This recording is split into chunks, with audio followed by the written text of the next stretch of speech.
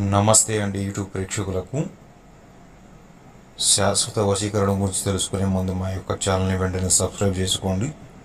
అలాగే కుటుంబ సమస్యలతో కానీ లేదా ఇతర సమస్యలతో బాధపడి అనేక చోట్ల ఈ వశీకరణ పేరుతో కానీ ఎక్కడైనా మోసపోయినట్లయితే స్క్రీన్పై ఉన్న గురువుగారి నెంబర్కి ఫోన్ చేయండి. మరి ఫోన్ చేసి తమ యొక్క పూర్తి సమస్యను పరిష్కరించుకోగలరు.